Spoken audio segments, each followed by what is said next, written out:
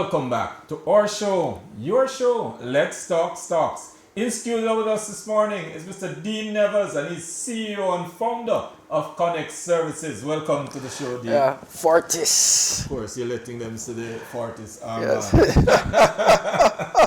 Very important.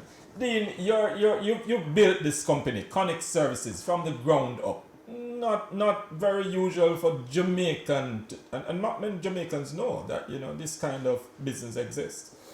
Yeah, so pretty much Konnexx Services started around 20 years ago, and the idea was to build the Jamaican engineering resources in Jamaica and throughout the Caribbean, because during my time, most of our engineers were outside of Jamaica that was helping to build the telecommunication infrastructure in the Caribbean.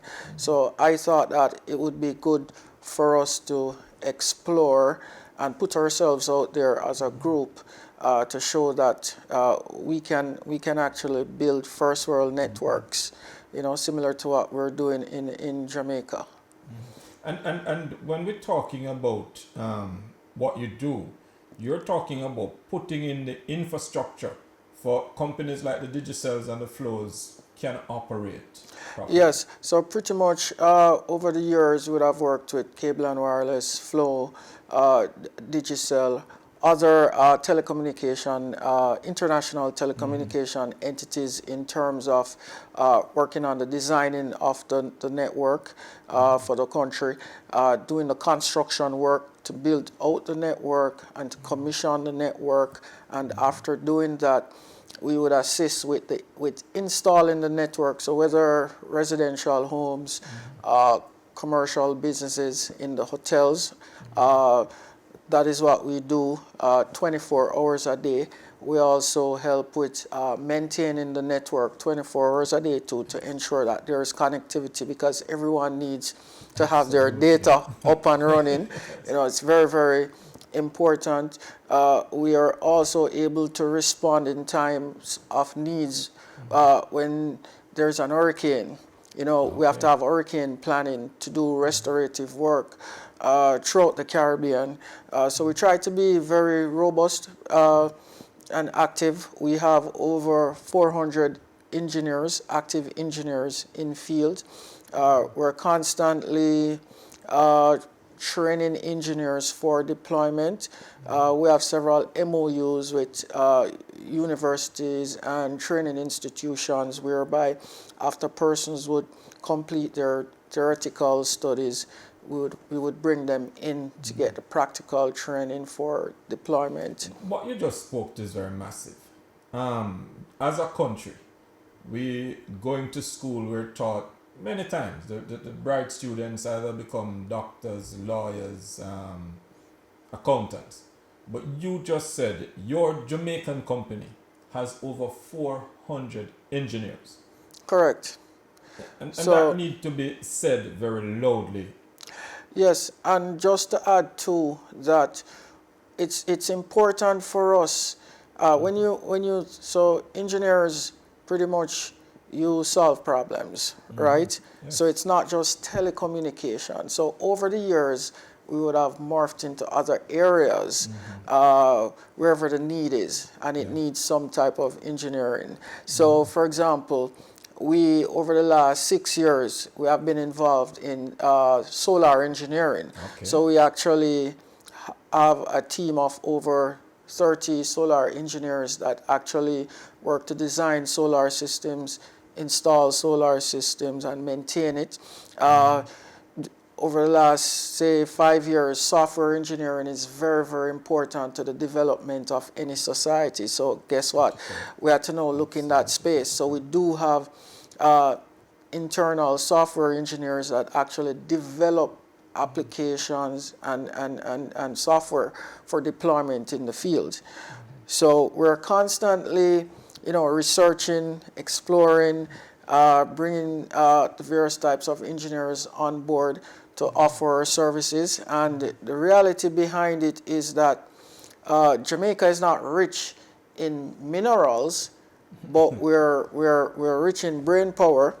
And Indeed. I think as we can actually export our brain power engineering as a service, and that's where the whole thing of remittance would come back in, you No, know. So you say that very loosely, but that's a very powerful statement because one of the biggest contributors to our GDP is remittance.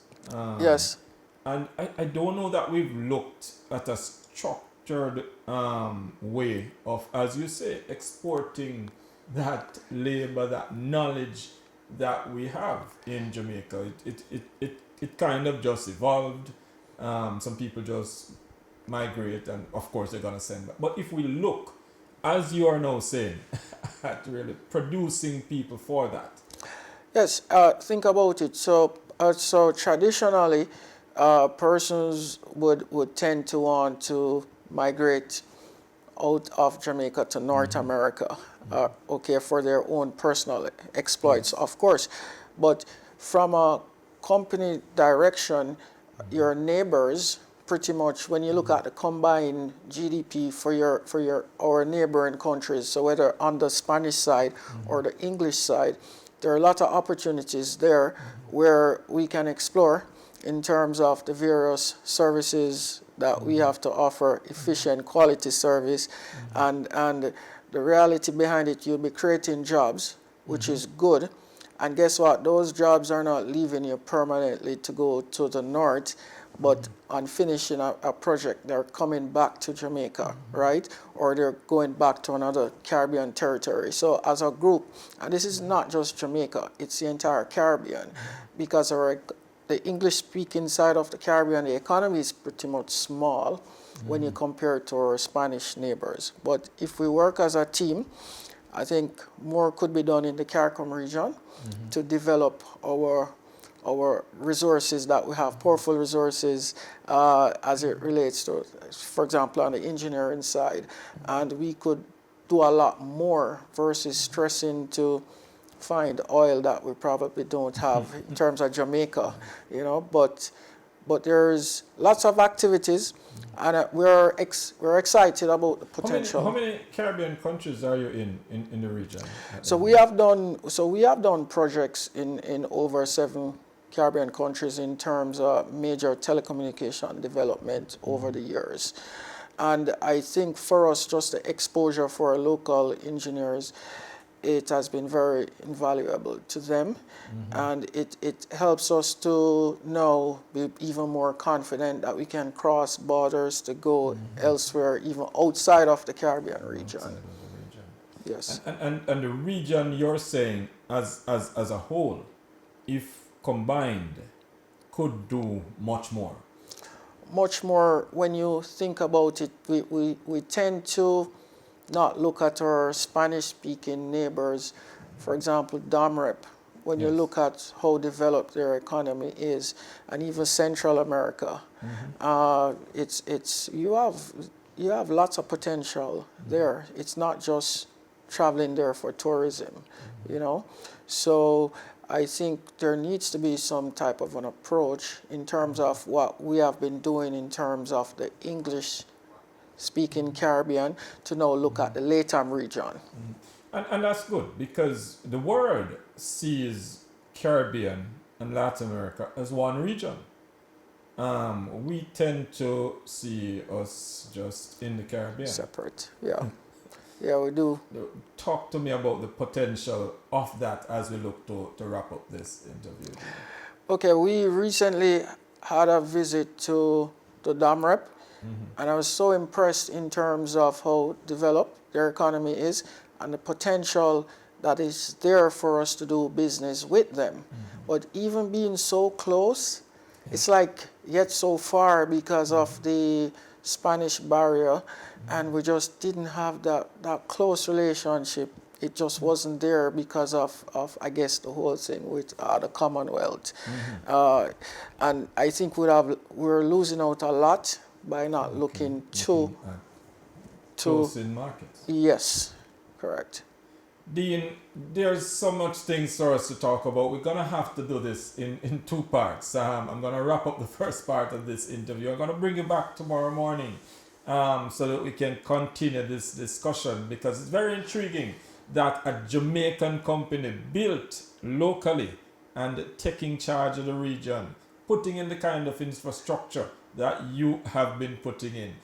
As we always say here on Let's Talk Stocks, we bring you information to make better financial decisions. So come back with us tomorrow morning at 9 and we'll have the second part of the interview with Mr. Dean Nevers, the CEO and founder of Konnexx Services, a Jamaican company, engineering company I want to call it, offering solutions, building out infrastructure for big telecom companies. Come back with us tomorrow morning at 9.